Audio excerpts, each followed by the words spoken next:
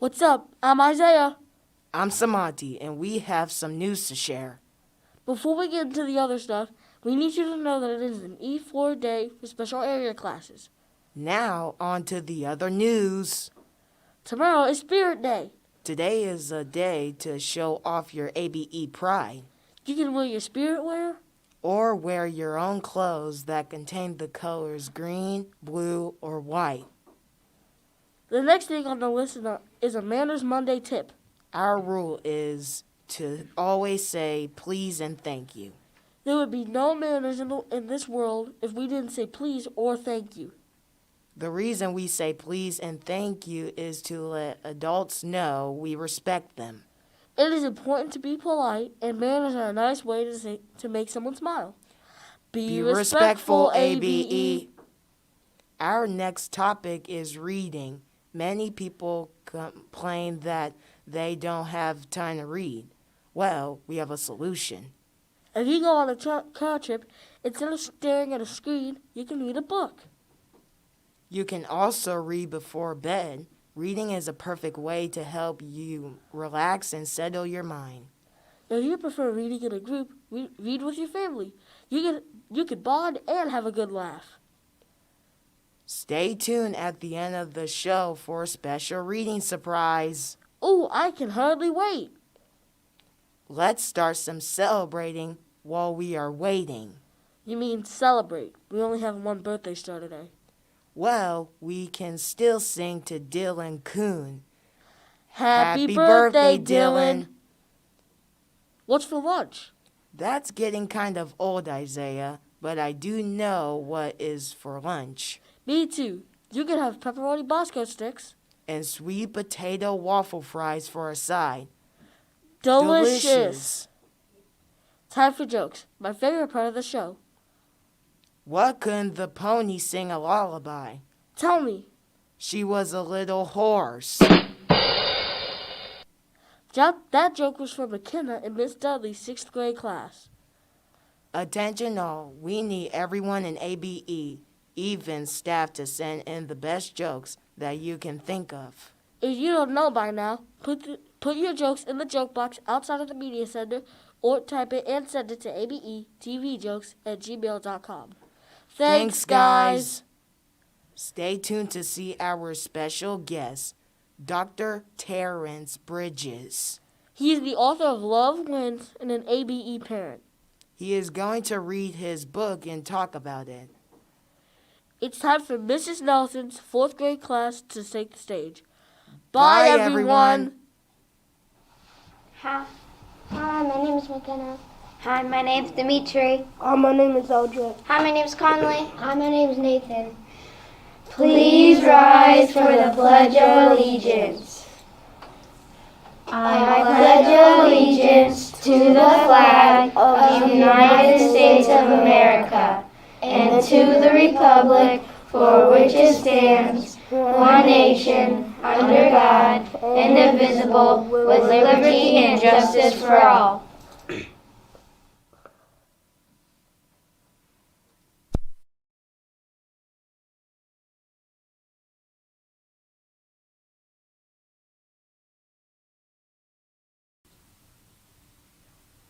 Hello, ABE stars. I am Dr. Terrence Bridges, and I'm excited to be here with you today to share what started as a poem and became a children's book based upon the memory of my late son by the name of Terrence Bridges II, affectionately known as Marjay.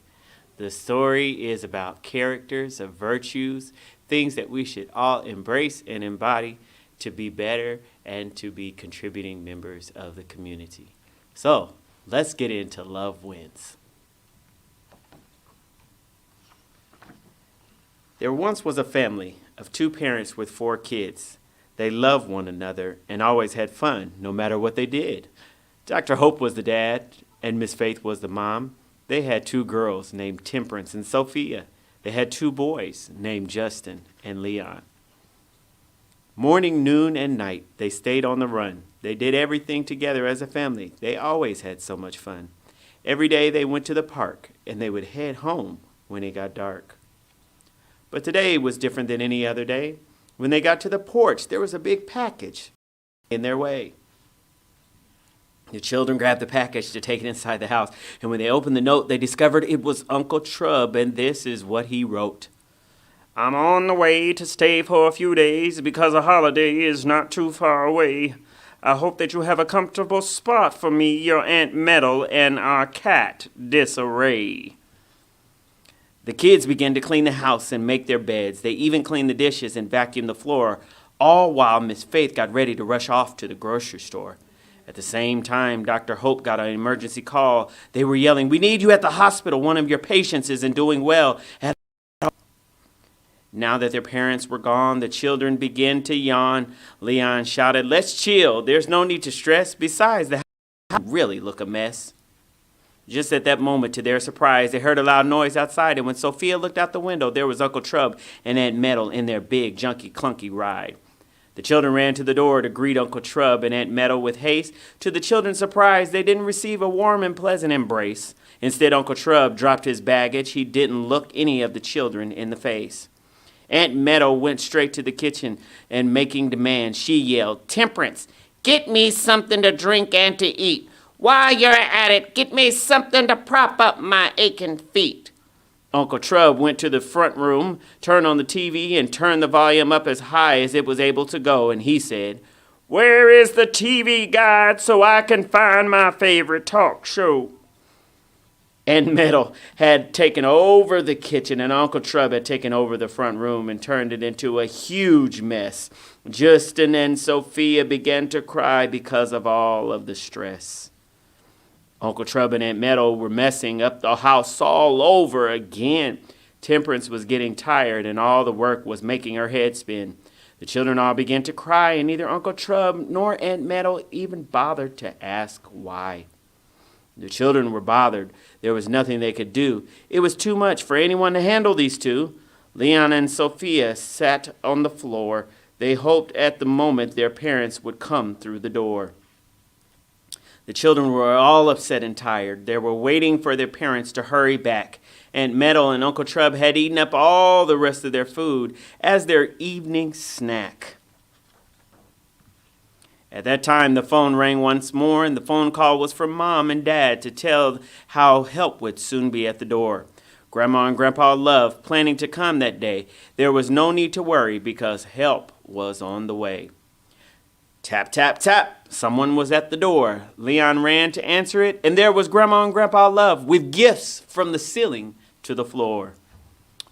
When Grandma and Grandpa Love came into the house, they rushed to help get it clean. Suddenly, Aunt Metal and Uncle Trub were not acting so mean. Aunt Metal and Uncle Trub quickly gathered their stuff and headed on their way.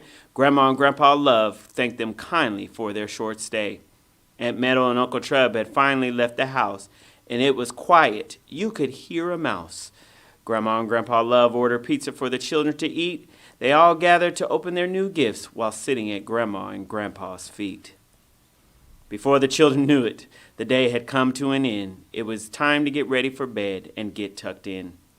Dr. Hope and Miss Faith soon returned home and said, "There's no need to fear, children. You can sleep comfortably in your bed. We heard what happened while we were away, but you can rest now because we're back at home to stay. Grandma and Grandpa Love will stay if we must go. If anything happens, they will know. Uncle Trub, Aunt Metal, and Disarray may come over again someday, but they won't want to stay. Grandma and Grandpa Love will be here to help and show you the way. Sleep well, dear children. Get some rest. Sleep well, dear children, and get some rest. Faith, hope, and love are here, looking out for your best." And that is the end of Love Wins. It's available on Amazon.com. Order your copy today. And the benefits go towards scholarships for students who are studying applied behavior sciences. Thank you, stars. Continue to shine on.